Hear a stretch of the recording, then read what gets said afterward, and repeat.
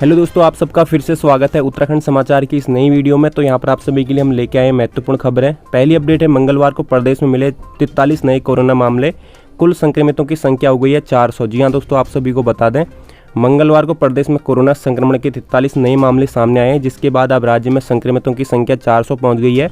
वहीं इनमें से 64 मरीज सही हो चुके हैं। आज मिले संक्रमितों में देहरादून में 3, नैनीताल में 10, हरिद्वार में 5, उधम सिंह नगर में 2, टिहरी में 14, अल्मोड़ा में 3 और पिथौरागढ़ में 14 पॉजिटिव मिले हैं।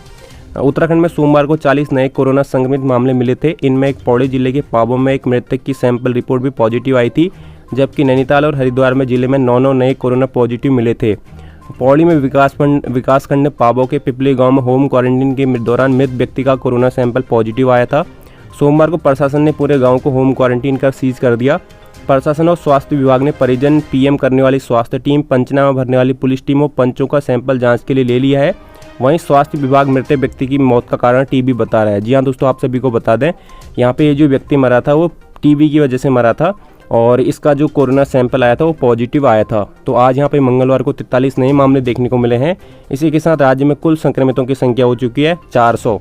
तो अगली अपडेट पे हम चलते हैं दोस्तों। अगली अपडेट, लॉकडाउन 4.0, हवाई यात्रियों को भारी पड़ रही है पेड क्वारंटीन, बुकिंग कैंसिल करा रहे हैं लोग, विमान ने नई भरी उड़ान। जी हाँ दोस्तों, आप सभी को बता दें, यहाँ पे दिल्ली देहरादून पंतनगर के बीच पूर्व संचालित एयर इंडिया की फ्लाइट सोमवार से शुरू हुई थी। इसमें दिल्ली से मात्र 3 यात्रियों ने ही सफ़र किया और पंतनगर से 8 यात्रियों ने देहरादून के लिए उड़ान भरी थी।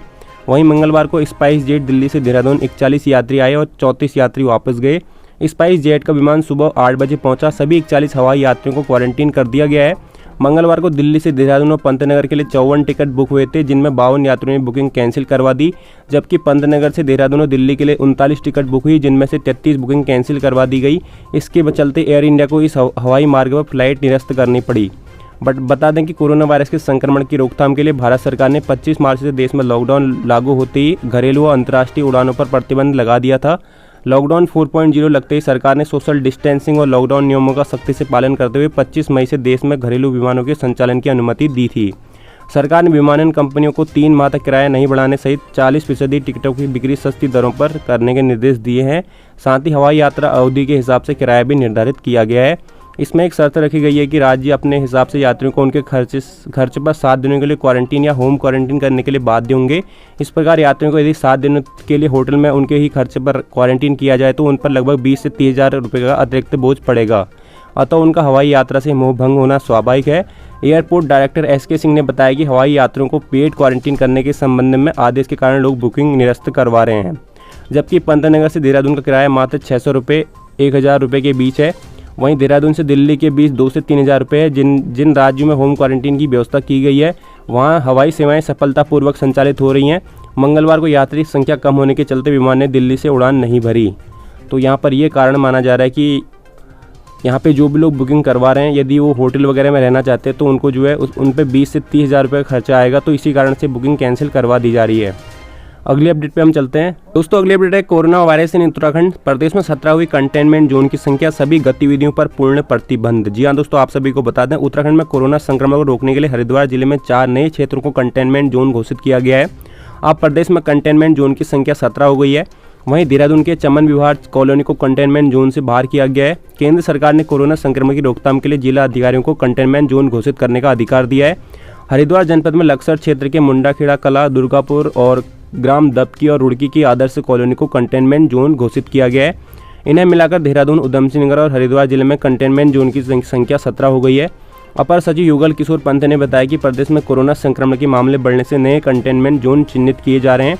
जिन क्षेत्रों में संक्रमित मरीज संस्थागत क्वारंटीन में मिल रहे हैं उन क्षेत्रों को कंटेनमेंट जोन नहीं बनाया जा रहा है, लेकिन होम क्वारंटीन में रहने वाले संक्रमित मरीजों के क्षेत्र को कंटेनमेंट जोन घोषित किया जा रहा है। कंटेनमेंट जोन में किसी भी गतिविधि में कोई रियायत नहीं है। आवश्यक सेवाओं को छोड़कर सभी गतिविधियों पर पूर्ण प्रतिबंध रहेगा। तो प्रदेश में कुल जो यहाँ पे कंटेनमेंट जोन हो चुके हैं वो 17 हो चुके हैं। इसमें देहरादून, उधम सिंह नगर, हरिद्वार जिले में ये कंटेनमेंट जोन शामिल हैं। अगली अपडेट पे हम चलते हैं दोस्तों। अगली अपडेट है, देहरादून की गलियों और संकरे रास्ते में सैनिटाइजेशन करेगा रोबोट सानी। जी हाँ दोस्तों, आप सभी को बता दें, यहाँ पे सब कुछ ठीक रहा तो जल्दी शहर की गलियों में रोबोट सैनिटाइजेशन करता नजर आएगा। University of petroleum and energy studies UPES के स्कूल ऑफ कंप्यूटर साइंस के छात्र ऐसे एक रोबोट को विकसित करने में लगे हुए हैं। यह छोटी गलियों और संकरे रास्ते में आसानी से सैनिटाइजेशन करेगा। विश्वविद्यालय के इन्फॉर्मेटिक्स डिपार्टमेंट में सहायक प्रोफेसर सुबी शर्मा ने इस काम में प्रमुख आविष्कारक की भूमिका निभा रही हैं।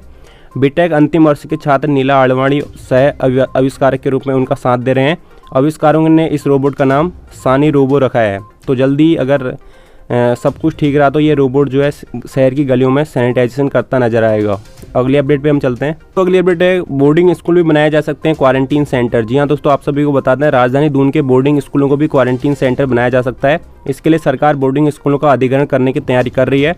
हालांकि इनका इस्तेमाल तभी किया जाएगा जब अन्य सभी क्वारंटीन सेंटर फुल हो जाएंगे। जी हाँ दोस्तों, यहाँ पे राजधानी में बड़ी संख्या में बोर्डिंग स्कूल है। इनमें कई ऐसे भी हैं जिनके पास कई सौ बच्चों के लिए हॉस्टल की सुविधा उपलब्ध है। इन हॉस्टल में टॉयलेट, बाथरूम, अटैच रूम भी हैं। ऐसे में सरकार इन्हें भी अधिग्रहण की सूची में रखा है। अभी प्रशासन ने पर्याप्त मात्रा में हॉस्टल और होटल का अधिग्रहण किया हुआ है, लेकिन उसके बावजूद कोरोना संदिग्ध लोगों की संख्या बढ़ने पर इनकी कमी पड़ सकती है। तो ऐसे में जो है ऐसे में इमरजेंसी के लिए प्रशासन ने पहले स्कूल संचालकों को सूचना दे दी है। जी हाँ, यहाँ पे बोर्डिंग स्कूल भी क्वारंटीन सेंटर बन सकते हैं, क्योंकि यदि लोग ज़्यादा हुए तो ये इन्हें जो है बोर्डिंग स्कूलों को यहाँ पे क्वारंटीन सेंटर बनाया जाएगा। अगली अपडेट पे हम चलते हैं। दोस्तों अगली अपडेट है, कोरोना की जंग में उत्तराखंड में खुलेंगी 3 और लैब, बढ़ेगी सैंपलिंग की रफ्तार। जी तो प्रवासियों के लगातार बड़ी संख्या में कोरोना पॉजिटिव मिलने के बाद अब सरकार राज्य में सैंपलिंग की रफ्तार बढ़ाने जा रही है। इसके लिए Himalayan hospital Jolly Grant, Almora medical college और IIP देहरादून में जांच शुरू करने का निर्णय लिया गया है। प्रवासियों की वापसी के बाद सरकार जाँच में तेजी लाई है। जाँच की रफ्तार बढ़ाते हुए सरकार प्रतिदिन 100 से बढ़ाकर 1000 सैंपल ऊपर ले आई है। लेकिन पड़ोसी राज्यों की तुलना में बड़ी संख्या में लौट रहे प्रवासियों की तुलना में यह काफ़ी कम है।